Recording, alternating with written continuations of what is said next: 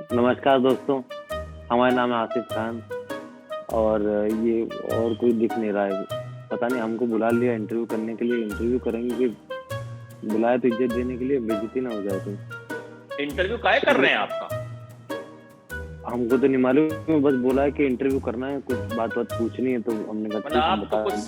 Shahrukh Salman type तो कुछ दिखते भी नहीं हो यार, तो काहे इंटरव्यू होगा आपका? शाहरुख सलमान टाइप नहीं दिखते हैं, लेकिन थोड़ा बहुत अभिनय हल्का फुल्का जानते हैं, तो देख लीजिए। तो मतलब कुछ कांड वांड किए हैं आप, कुछ कांड वांड किए हैं कि जिस पर जो बात हो पाए? कांड वांड तो हमने, कांड हम करते नहीं, कांड हमसे हो जाते हैं। कांड मतलब हम कहीं शादी में जाते हैं तो कांड हो जाता है, हम इधर यूपी में कहीं निकलते हैं मिर्जापुर की तरफ तो कांड हो जाता है, कहीं एक बार दिल्ली साइड गए थे तो वहां पे भी हो जाता है, हो जाता है, हम करते नहीं है। तो आपको नहीं लगता कि आपकी बेइज्जती बहुत होती है?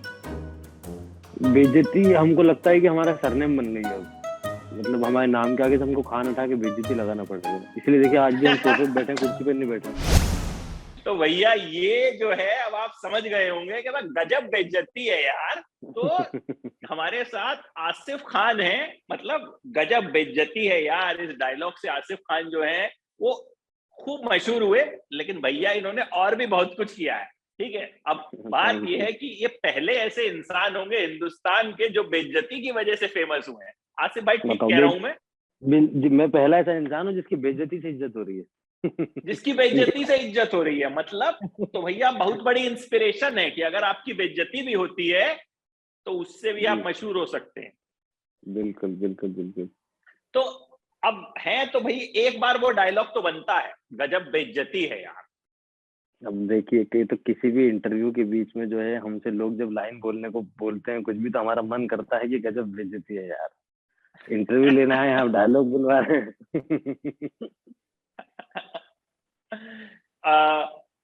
अच्छा भाई, ये डायलॉग जो है ये जी। कई बार एक आध डायलॉग्स ऐसे भी होते हैं जो हर एक्टर के बड़े मशहूर हो जाते हैं। शाहरुख खान का जी। बड़ा मशहूर डायलॉग है, ए के हंगल साहब का इतना सन्नाटा क्यों है भाई, गब्बर जी। सिंह का है, शशि कपूर साहब का है, मेरे पास माँ है। तो आपको लगता जी, है कि ये आपके लिए वही डायलॉग साबित हुआ? बिल्कुल मेरे लिए हुआ साबित, मतलब हाँ कह सकते हैं हम कि मेरे लिए वो, ये आजकल जो कल्चर आ गया ना, मीम कल्चर जो चल रहा है, यू नो, हम्म। जैसे कि एक हर चीज का एक मापदंड होता है ना कि भाई पिक्चर को हम्म। कितना कौन हिट है, हम्म। उसका एक मापदंड था पहले कि भाई वो हम्म। देखेंगे कि हम्म। बॉक्स ऑफिस पे कितनी हम्म। कमाई करी हम्म। है उसने, हम्म। या हम्म। कितनी चली है। उस तरीके से हम्म। वेब सीरीज में आजकल पर्टिकुलर एक कैरेक्टर को लेके उसका एक मापदंड ये बन गया कि इस कैरेक्टर के मीम्स बहुत ज्यादा बने, कितने बनेंगे, तो बिल्कुल। वो वायरल बहुत ज्यादा हो गया। तो उस लिहाज बिल्कुल। से हाँ, मतलब पंचायत ने मुझे मेरे करियर में बहुत हेल्प किया है। हम्म। और मुझे लगता है वो गजब बेइज्जती के इतने मीम बने होंगे, इतने मीम बने होंगे कि अब भी आपके पास रोज 5-7 पहुंच जाते होंगे। और सबसे बड़ी बात ये कि वो डायलॉग मेरा था भी नहीं। हाँ वही, असल में क्या है कि जब वो अमिताभ बच्चन और शशि कपूर का जो डायलॉग है, मेरे पास माँ है, वो मेरे पास माँ है जी। शशि कपूर साहब ने बोला था, करेक्ट लेकिन लोग करेक्ट उसे करेक्ट अमिताभ बच्चन का डायलॉग आज भी बोलते हैं। करेक्ट करेक्ट तो करेक्ट करेक्ट करेक्ट करेक्ट। तो वो डायलॉग जो बंदूकधारी थे आपके साथ उन्होंने बोला जी। था। तो जी। तो ये बताइए कि मतलब जब आसिफ खान शादी में जाते हैं किसी, तो क्या क्या उम्मीद होती है, मतलब कि वो थ्री इडियट्स के आमिर खान की तरह प्लेट प्लेट भर लेते हैं या कैसे खाना खाते हैं? हमने ये एक्चुअली बहुत किया, क्योंकि मैं 2012 से लेकर के 2016 तक जयपुर में मैं जब हॉस्टल में रहता था, हम्म। तो हमारा हमारा जो हॉस्टल था एक्चुअली वो हॉस्टल भी हॉस्टल वाला हॉस्टल नहीं था वो, हम्म। जो नहीं होते प्राइवेट वाले हॉस्टल जो होते हैं जी। जिसमें हर तरीके के बच्चे आके रहते हैं, वो वाले हॉस्टल थे। जी। जी। अब हमारे यहाँ पे जो एक मेस थी ऊपर छत पे, हम्म। उसमें संडे के दिन स्पेशल में बनता था हम्म। पूड़ी और हम्म। खीर, मतलब 2 लीटर हम्म। खीर में 25 लोगों के लिए खीर बनेगी, ऐसी वाली स्पेशल हम्म। खीर बनती थी। हम्म। हम्म। तो वो अब इतना खराब खाना था, तो वहां हमने बहुत शादियां अटेंड करी है, बहुत ज्यादा, हम एकदम जी। चीफ गेस्ट की तरह बन के जाते थे वहां पे। हमने कपड़े वपड़े ला रखे थे 2 3 अच्छे अच्छे, कि जो शादियों के लिए, तो जी। वो बहुत बार हमने शादियों में किया, लेकिन हाँ, ये अल्लाह का शुक्र कि आज तक कभी शादियों में मेरी बेइज्जती नहीं हुई, वहां हम कोई पकड़ा ही नहीं आज तक। हम्म। तो अभी दूल्हा बन चुके हैं, बनने की तैयारी में है या क्या है, स्टेटस क्या है अभी, सिंगल मिंगल क्या नहीं है? नहीं, सिंगल सिंगल टोटल सिंगल। अभी अभी तक सिंगल है तो भैया, लाइफ में तो लाइफ में बेइज्जती तो करने वाला कोई आया नहीं अभी तक। हाँ, तो अब भाई जो भी नजर रखे हों आसिफ पे, तो भाई ध्यान दें कि भाई बेइज्जती जो है शादी में कम से कम नहीं होनी चाहिए, कहीं कहीं आसिफ खान अपनी शादी में पहुंचे और फिर कह दें कि वही वाला डायलॉग सुना दो, वही डिब्बा ले आए और कि यार इसमें तो 5 ही मिठाई के टुकड़े। हाँ, मैं अपनी शादी अच्छा। में तो मैं अपनी शादी में करूंगा ही नहीं ये सब चीजें। मेरी शादी में हम्म मिठाई बैन, कुर्सी बैन, हम्म ये सब बैन है। हम्म हम्म चलिए, बेइज्जती की बात जो है वो बहुत हो गई है, और कई बार क्या होता है कि हमारा जब कोई डायलॉग बहुत मशहूर हो जाता है ना, तो उसका नुकसान भी हो जाता है। तो अब यहाँ हम बड़ी करेक्ट। देर से बेइज्जती किए जा रहे हैं, हमने बात ही नहीं की आपकी नई वेब सीरीज की। तो हाँ। भाई, करेक्ट। आसिफ खान आज हमारे साथ अपनी वेब सीरीज ह्यूमन के लिए जुड़े हैं। तो जी। आसिफ, क्या कुछ इसमें, क्योंकि मैंने ट्रेलर देखा और एक जी। सेंसिटिव इशू को ये वेब सीरीज उठाती है, तो जी। इसके बारे में भी बताइए कि वेब सीरीज का सब्जेक्ट क्या है और आसिफ खान इसमें क्या करता मैं अभी बहुत ज्यादा तो नहीं बात कर सकता इसके बारे में, है। जी। लेकिन जितना भी लिमिटेड जो है कि एक तो हम्म हाँ, हुआ ये ना एक्चुअली कि हमारे हमारे कंट्री में क्या होता है, एक एक सब्जेक्ट पे जब चीजें बननी शुरू होती तो उस पर हम्म धड़ धड़ल्ले से फिर जो है हजारों चीजें बन जाती। बिल्कुल। तो उसमें ये हुआ कि फॉर एग्जांपल मिर्जापुर ने अपना एक बेंचमार्क सेट किया, मिर्जापुर ने सीक्रेट हम्म गेम्स ने की, क्राइम बिल्कुल। माफिया हम्म एंड ये सब। हम्म अब उसके बाद उसके पीछे बहुत सारी सीरीज बने रही, मुझे बहुत सारे ऑफर आए हैं कि ये, और ये हर सीरीज में एक ही चीज होती है, एक विधायक है, उनका एक बेटा है जो बिगड़ैल है, उसने ये कर दिया, फिर एक गरीब लड़का उठता है जो उनको चैलेंज करता है, वो एक ही कहानी। उसके बीच में अब होता ये है, आपको रोज रोज अगर मैं दाल चावल खिलाऊंगा तो चाहे वो आपका फेवरेट भी होगा तो एक दिन आपको नफरत हो जाएगी उससे। बिल्कुल। तो ऐसे शोज के बीच में फिर कहीं पे जो है उस चीज को ब्रेक करने के लिए ह्यूमन जो एक सीरीज है, ये टोटली डिफरेंट है। इसमें कहीं से कहीं तक आपको वैसा वाला वायलेंस, ऐसा नहीं कि वायलेंस नहीं है, बट वैसा वाला वायलेंस नहीं दिखेगा। इसमें मेडिकल में डिपार्टमेंट में पीछे क्या क्या चीजें होती हैं। एंड सबसे इंपॉर्टेंट चीज है कि अभी ये सीरीज का आना एक्चुअली बेस्ट टाइम था, क्योंकि अब लोगों को जो सीरीज में जो ट्रेलर आपने छोटी छोटी चीजें दिखी होंगी, इंजेक्शन लग रहे हैं, लोग बिल्कुल। बीमार हैं, कुछ वायरस चल रहा है, तो आफ्टर कोरोना लोगों के अंदर अवेयरनेस बहुत आ गई इन सारी चीजों को लेके। आम आदमी को पता है कि जैब क्या होता है, वैक्सीनेशन क्या होती है, टीकाकरण किसको कहते हैं, क्या क्या प्रिकॉशन लेने चाहिए। तो वो सारी चीजों में अंदर का जो पीछे के जो मटिया मलेट जो चीजें होती हैं, पीछे का जो कहते हैं ना कि काला वाला जो है, वो सारा लोगों को ह्यूमन में देखने को मिलेगा। अच्छा, इसमें आपका कैरेक्टर क्या होगा? क्योंकि अभी तक हमने आपके जो कैरेक्टर देखे, मिर्जापुर का बाबर हो या फिर गजब बेइज्जती वाला गणेश हो, तो वो कैरेक्टर जो है वो बहुत फेमस हुए। इसमें जी। जो है, क्योंकि जब आप एक दो फेमस कैरेक्टर कर लेते हैं तो कहीं ना कहीं टाइपकास्ट भी हो जाते हैं लोग, आपको जी। मतलब वही कहेंगे कि अरे ये वो वही एक्टर है। इसमें क्योंकि बहुत अलग टॉपिक है ये, आपने खुद जी। बताया जी। कि भाई जी। दाल चावल जी। नहीं है जी। ये, जी। मुझे जी। लगता है इसका जी। इसकी कैटेगरी अलग ही जी। कुछ डिफाइन करनी पड़ेगी। जी। तो इसमें जी। आप क्या कुछ नया कर रहे हैं, अलग कर रहे हैं? मेरी एक्चुअली मतलब ये है कि होता ये ना, जैसे अभी आपने कहा कि यार एक कोई चीज अगर फेमस हो जाती है तो इंसान टाइप कास्ट बहुत जल्दी हो जाता है। तो मेरे पास आफ्टर मिर्जापुर एंड पाताल लोक एंड पंचायत मेरे पास इतना सारा वो वाला काम आया, और हर किरदार के हाथ में बंदूक है। मैंने उस दिन पहली चीज ये डिफाइन मैंने अपने आप को ही समझाई कि भाई मैं गैंगस्टर कैरेक्टर अभी नहीं प्ले करूंगा एटलीस्ट 2-3 साल, मुझे कुछ नया करना है। तो ये कैरेक्टर कैसा है ये तो खैर सीरीज में पता लगेगा, अच्छा है बुरा वटेवर जो भी है। बहुत ही छोटा सा ग्लिम्स आया है उसमें ट्रेलर में, मेरा लुक आपको उससे पता लग जाएगा। तो ये बहुत अलग बंदा है, इसका सोचने का तरीका बहुत अलग है। जितने भी मेरे पुराने कैरेक्टर्स उनसे टोटली डिफरेंट 360 डिग्री अलग कैरेक्टर है। अच्छा, मिर्जापुर 2 में आप बाबर बने। मिर्जापुर 2 किस तरह से मिली थी? क्योंकि मिर्जापुर तो मतलब मेरी भी बहुत फेवरेट वेब सीरीज और बहुत लोगों की बहुत फेवरेट वेब सीरीज है। तो मिर्जापुर 2 का अगर कोई डायलॉग याद हो बाबर वाला तो चाहेंगे कि वो भी सुना दीजिए, मजा आ जाएगा। और भूल कैसे सकते हैं मामू, आप ही से सीखें। गुड्डू भैया के लिए वफादार हैं हम, आप अपनी निभाइए, हम अपनी निभा रहे हैं। तो बेसिकली मिर्जापुर ऐसा हुआ एक्चुअली कि मिर्जापुर की कास्टिंग चल रही थी, कास्टिंग भी एक कंपनी है, मेरे मेंटोर हैं अभिषेक बनर्जी एंड अनमोल आहूजा, तो वो लोग मिर्जापुर की कास्टिंग कर रहे थे। तो एक बहुत छोटा सा कैरेक्टर था जिसके अगर आप गौर करेंगे तो सीजन 1 में एक लाइन है सिर्फ, माँ की गाली काय दे रहे रहती है भैया, इसके अलावा मैंने पूरे सीजन में कुछ बोला नहीं। तो मुझे कहा गया कि वो मेरा एक्चुअली इंडिया मोस्ट वांटेड मेरी डेब्यू फिल्म थी, बट देखा जाए तो मेरी पहली साइन वेब सीरीज मिर्जापुर थी, सबसे पहला जो प्रोजेक्ट था मेरा। तो उसके लिए मुझे कहा कि यार एक कैरेक्टर है और इसका प्रेजेंस बहुत जगह पर है, बट इसका लाइन डायलॉग नहीं है कैरेक्टर के पास ज्यादा। मैंने कहा ठीक है, उस वक्त तो जो मिल जाए वो जो मिल जाए वो बेस्ट कर आपने लेना दिया। था। उस वक्त मैं प्रोजेक्ट को चूज नहीं करता था, प्रोजेक्ट मुझे चूज जी। करते थे। हम्म। तो मैंने कहा कि ठीक है, मैं ऑडिशन करने गया वगैरह वगैरह सारी चीजें। तो फिर बाद में उसके बाद कुछ दिनों बाद कॉल आया कि, और एक्चुअली ये हुआ था कि मेरे कैरेक्टर की लाइंस नहीं थी, तो एक दूसरा कैरेक्टर था राजा। हम्म। राजा के कैरेक्टर की लाइंस बुलवाई थी मुझसे ऑडिशन में, क्योंकि मेरे कैरेक्टर की लाइन लिखी भी नहीं थी। तो दूसरे कैरेक्टर के सीन पे मैंने ऑडिशन किया था, ऑडिशन किया, और फिर फाइनली वो कैरेक्टर बोला कि हाँ इस चीज इसको लॉक कर दो, ठीक लग रहा है ये। तो मैं वो मिला वो कैरेक्टर, और वो किया हमने मिर्जापुर। तब तक पता नहीं था क्योंकि उससे पहले मेरे ख्याल से सेक्रेट गेम्स भी बहुत, उस टाइम सिर्फ इनसाइड एज करके वेब सीरीज आई थी अमेजोन प्राइम पे, तो वेब सीरीज का उतना ज्यादा ऐसा हवा नहीं था।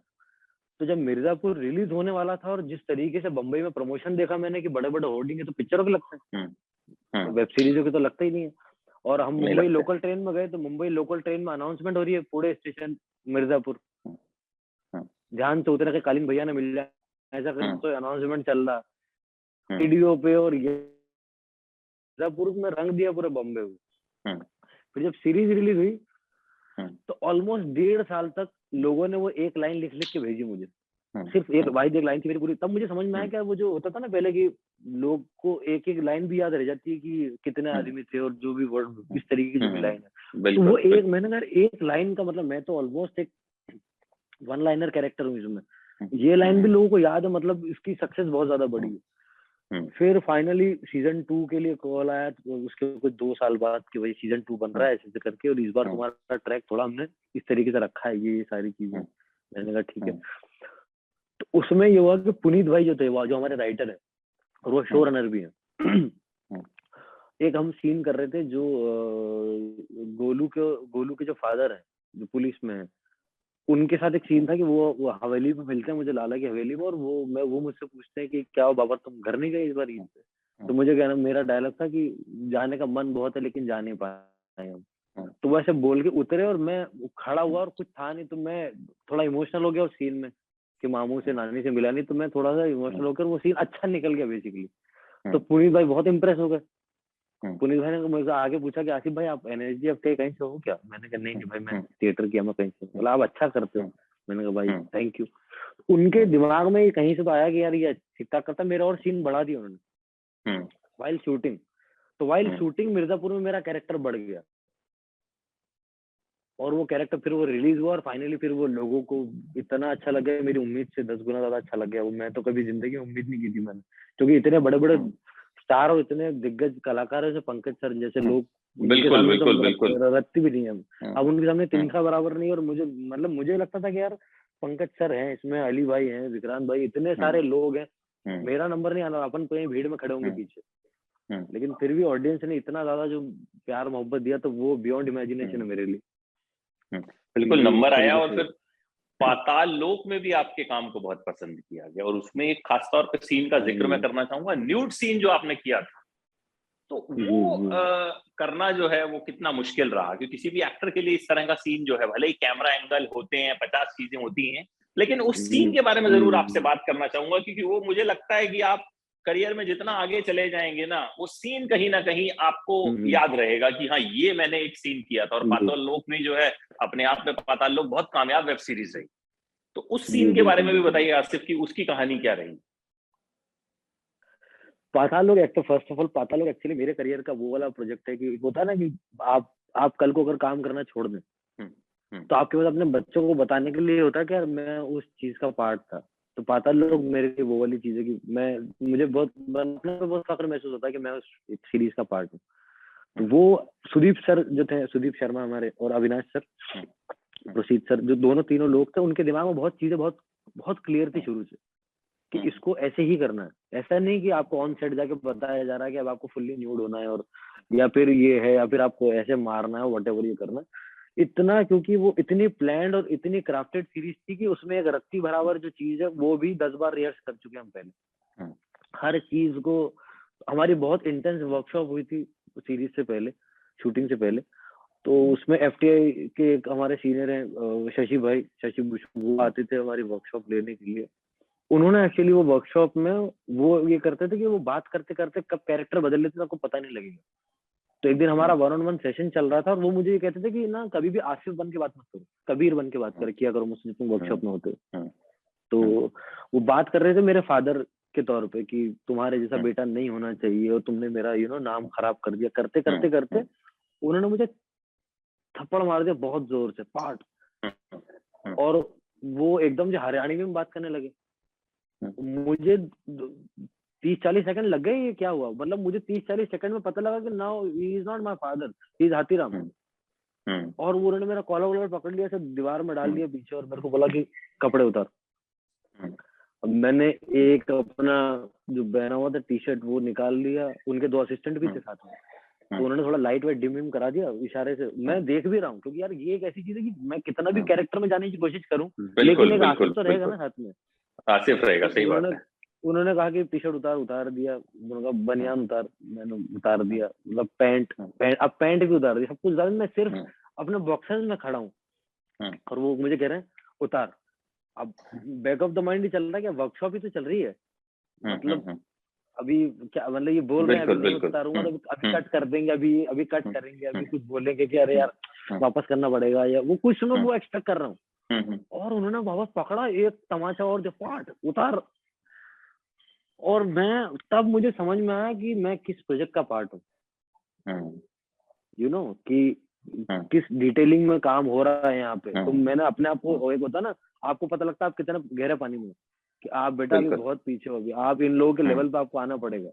तो वहां से वो इतने जबरदस्त जो मेमोरीज बनी उस सब चीजों की, और इतना तैयारी के साथ भी जब मैं सेट पे पहुंचा तो मुझे सेट पे ज्यादा दिक्कत आई नहीं वो सीन करने की, क्योंकि मुझे तैयार इतना कर दिया था उन सारी चीजों के लिए। हालांकि मुश्किल होता है, ऐसा नहीं कि मुश्किल नहीं होता, 50 लोगों के सामने आपको पूरे कपड़े निकालने बहुत वो, बट अविनाश सर जो है, अविनाश सर उस दिन मेरा जो सीन था अविनाश सर ने शूट किया था, उन्होंने इतना इजी बना दिया एक्चुअली मेरे लिए कि मुझे लगा ही नहीं कि मैंने इस तरीके का सीन किया। प्लस जयदीप भाई मतलब one of my most favourite को एक्टर वो हो गए, या जो भी हमारी बाकी की जो टीम थी, उन लोगों ने एक्चुअली मेरे लिए वो बहुत आसान कर दिया। अगर मैं कोई और लोगों के साथ शायद मैं करता तो मेरा जवाब कुछ और होता इस सवाल के लिए। बिल्कुल। अच्छा, शुरुआत आसिफ कैसे हुई थी? मैंने पढ़ा कि रेडी फिल्म में भी आपने छोटा मोटा रोल किया था, तो वो सही है कि शुरुआत सलमान खान के साथ ही हुई थी? सलमान खान के साथ बोलना नहीं, सलमान की फिल्म तो रेडी तो सलमान की फिल्म ही है, मतलब हाँ, तो क्या उसमें कहाँ थे, मतलब आप उसमें मैं स्क्रीन पे नहीं दिखा। उसमें ये हुआ एक्चुअली कि हम लोग, मैं बॉम्बे में नया आया था उस टाइम 2009-10 की शुरुआत में, तो तब वो 2 फिल्में में एज ए जूनियर आर्टिस्ट गया था मैं, अग्निपथ, ऋतिक रोशन वाली अग्निपथ एंड सलमान सर की रेडी। तो मेरा एक दोस्त था कादिर, उसने मुझे बोला कि अरे अपन उधर चलते हैं जॉब के लिए, वहां पे एक्स्ट्रा पैसा मिलता है, 400 रुपए मिलेंगे वहाँ एक दिन के। मैंने कहा चलो, तो हम गए। तो ढिंका चिका गाने में जो वो वाला जो सीन है, जो सलमान भाई बस पे खड़े, ढिंका चिका वाला जो स्टेप चल रहा है और कैमरा जो ऊपर जाता है तो एक गली में कुछ 100, 150, 200 लोग खड़े, तो उसमें हमको जाना था और हमको बोला गया था कि लाल, पीले, हरे ऐसे कपड़े पहन के आने, नॉर्मल कपड़े नहीं पहनने आपको। तब वो गए थे वहां पे, तो उसमें इतना ऊपर कैमरा चला गया कि हम दिखे नहीं।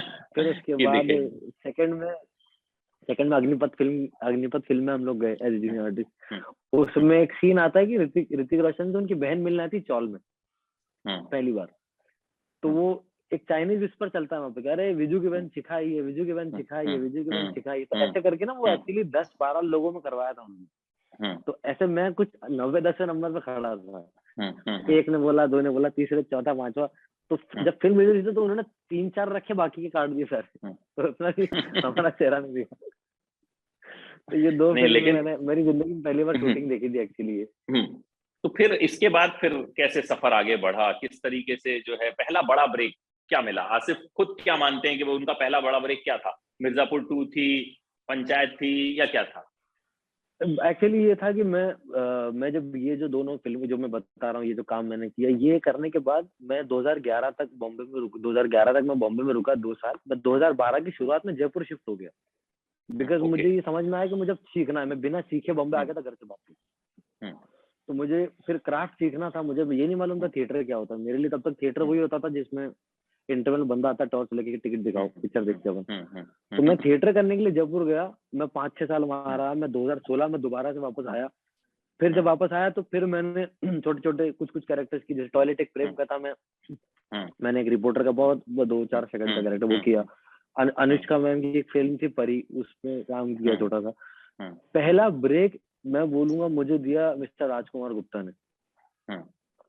राजकुमार गुप्ता सर की फिल्म थी इंडियाज मोस्ट वांटेड, वो मैं मेरा ब्रेक मानता हूँ। वो फिल्में सफल असफल वो एक अलग चीज होती है, लेकिन आपके दिल में आपके दिल के करीब क्या चीज होती है वो बहुत मायने रखता है। वो आपका ब्रेक होता है पहला। तो मुझे वो राज सर ने वो ब्रेक दिया, और उसके पीछे बहुत इंटरेस्टिंग कहानी है। एक्चुअली ये हुआ कि मैं कास्टिंग बे में काम करता था, और कास्टिंग बे में ऑडिशन प्रोसेस, ऑडिशन प्रोसेस कैसा होता है कि आप एक एक्टर हैं तो एक बंदा कैमरा लेके बैठा है, एक उसके पीछे खड़ा है जो बाकी के डायलॉग बोलेगा, जिसको हम क्यूज कहते हैं। तो मैं क्यूज देता था, और मैं थिएटर एक्टर था तो मैं क्यूज, मुझे मजा आता था एक्चुअली। अब आप काम करते हो उसको आपको मजा लेके करते हो ना, कि आपका पैशन है वो। तो मैं क्यूज कभी भी सिर्फ जॉब के लिए नहीं करता था, मैं बहुत दिल लगा के क्यूज करता था। तो हम कास्टिंग कर रहे थे एक फिल्म की, और मैं क्यूज दे रहा था। तो राज सर को मीटिंग में ना ऑडिशन दिखाने के लिए जब गए, तो सर ने कहा ये एक्टर तो ठीक है, ये पीछे से जिसकी आवाज आ रही है कौन है बंदा? तो अभिषेक सर ने बोला ये मेरा असिस्टेंट है, आसिफ नाम है इसका, ये बढ़िया एक्टर ये, मतलब क्योंकि वो उसमें था ना, एक में मैं दादी की आवाज भी निकाल रहा हूँ, मैं ताया की आवाज भी निकाल रहा हूँ, मैं चाचा की भी निकाल रहा हूँ। तो वो कहते यार ये अलग अलग आवाजें निकालता है, क्या करता है, मिमिक्री आर्टिस्ट है क्या? बोला नहीं एक्टर। दिखा इसकी फोटो, तो मेरी फोटो दिखाई, इन्होंने कहा क्या वो अपने वाले में एक वो वाला कैरेक्टर है बिट्टू का, सबसे यंग वाला, उसमें इसका ऑडिशन करो एक बार, मेरे को तो अच्छा लग रहा है। तो उस तरीके से मेरा ऑडिशन हुआ, फिर 1 राउंड 2 राउंड 3 राउंड, और फिर फाइनली जाके मुझे वो फिल्म मिली।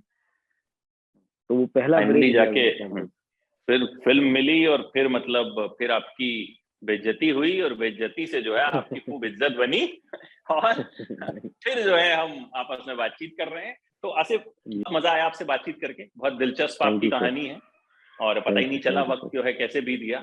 और फिर मुलाकात करते हैं, और आपकी नई वेब सीरीज एक बार आ जाती है तो उसको देख के जो है फिर से एक बार मिलके बैठ के बातचीत करते हैं। उम्मीद है कि कोरोना जो है वो थोड़ा रहम करेगा इस बार, और हम मिल के भी जो है बातचीत कर पाएंगे। पक्का।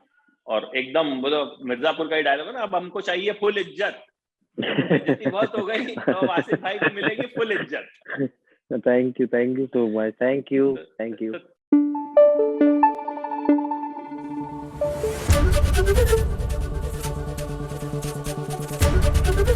एबीपी न्यूज आपको रखे आगे।